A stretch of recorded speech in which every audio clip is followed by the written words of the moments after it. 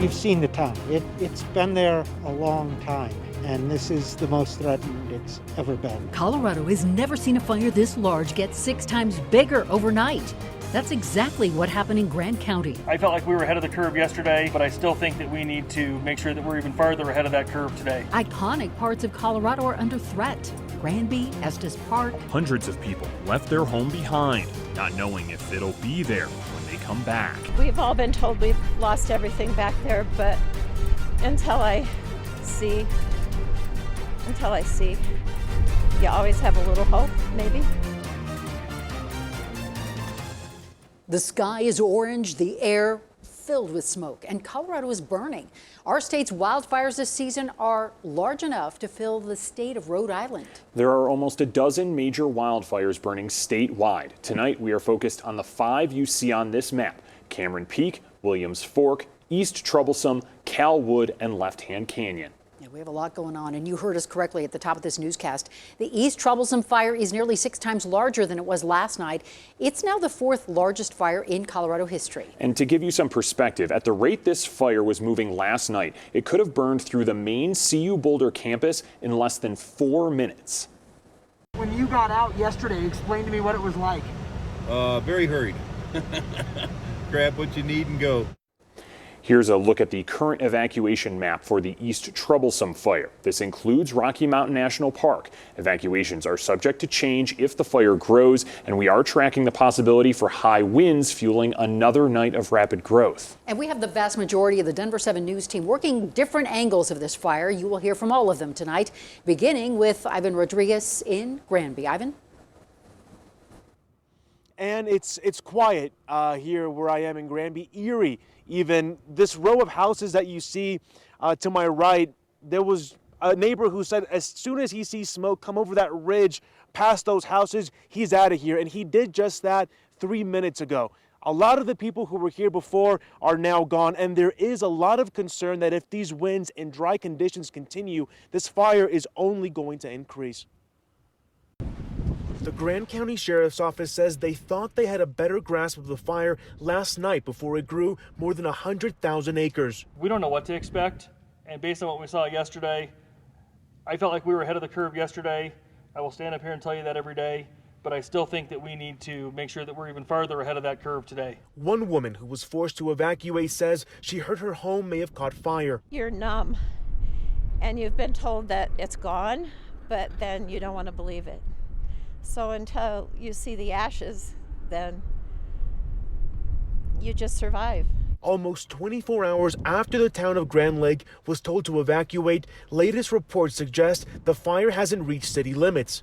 Still, that's only a small piece of the picture. You have to put in perspective. No structures within the town limits have been lost, but the neighborhoods surrounding the town have been decimated. The Grant County Sheriff's Office tells me that this is the worst fire this area of the mountains has seen ever. There's about 300 fire personnel working to contain this fire right now, and there have already been made calls out to ask for more help. Again, resources are tight as the entire state is seeing wildfires all across. Live in Granby, Ivan Rodriguez, Denver 7. Ivan, thank you so much. And many of you want to know how a fire can grow so quickly. Well, this really was a perfect storm of conditions, and experts point to 3 factors: high wind, intense drought, and dead trees. Trees in the burn area have been devastated by beetles. That beetle killed those trees are fuel for wildfires. Denver 7's Liz Gilardi continues our team coverage tonight in Estes Park, which is threatened on one side by the East Troublesome Fire and on another side by the Cameron Peak Fire. Good evening, Liz.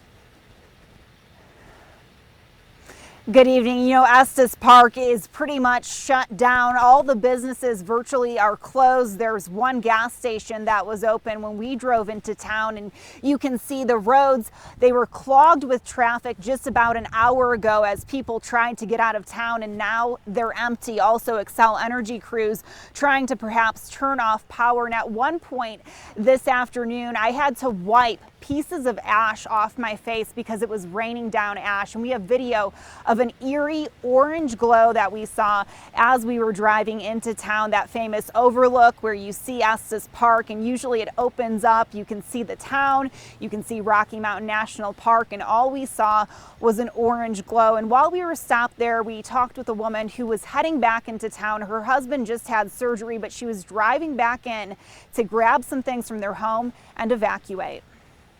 So, and then we get here and this looks like dusk, and it's just about 3 o'clock.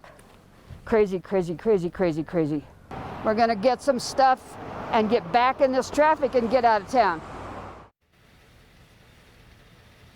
Yeah, and the traffic, I mean, it was just unbelievable. Cars backed up, but eastbound US 36 is open from only in one direction from Estes Park to Lyons. And just that sky, I mean, I've covered wildfires before, but I've never really seen anything like it. And just kind of, you know, usually you see a plume of smoke, sometimes it's a little bit darker, but we really felt like we were just, you know, surrounded, as the town is surrounded by these fires, and just that orange glow that's so eerie. And just hoping tonight, as I know everyone is, that more homes aren't lost. Reporting live, Liz Gilardi, Denver 7. Yeah, it really is staggering. Thank you, Liz.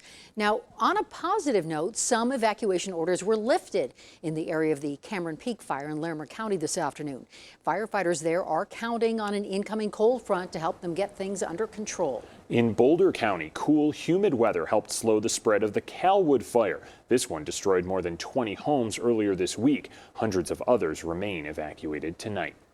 So it's no secret we need moisture. Chief Meteorologist Mike Nelson has an update on conditions for us. Mike? Thanks, Ann. We did have a cold front come through. You can see how much cooler it is, 37 degrees colder in Denver, but notice where it stopped. It kind of came in on the eastern plains. The mountains did not get into that cooler air. The higher elevations to the west, still having strong west to southwest winds, 33 miles an hour at Berthoud Pass, 30 at Granby. And then in the Front Range area, we have the low clouds and the northeast winds. But this is the Continental Divide view today. You can see the smoke pouring off of the East Troublesome Fire. The wildfire smoke getting up to about 15 to 20,000 feet and drifting off to the northeast through the Fort Collins area. Air quality advisories, fire weather warnings still in effect. The hope that we have is still a couple of days away, and that is a very strong cold front that will arrive this weekend, bringing a big change by Sunday. So sharply colder. 6 to 12 inches of snow expected on the fire areas, and that's going to be a huge help as temperatures by Monday morning, where these fires are, will drop down to the single digits along with all of that snow. Still a few days away, though, but at least we have something to look for. Exactly. Thank you, Mike. Now, we have raised more than $10,000 to help wildfire victims here in Colorado through our nonprofit Denver 7 Gives Fund. Tonight, we are proud to announce a new partnership with the Grand Foundation. Now, we're working with them as well as the United Way of Larimer County and the Community Foundation of Boulder County to make sure every dollar we raise goes to the Coloradans who have lost so much. And you can still donate. Just go to our website, thedenverchannel.com, click Denver 7 Gives, and under the drop-down menu, look for Help Colorado Wildfire Victims.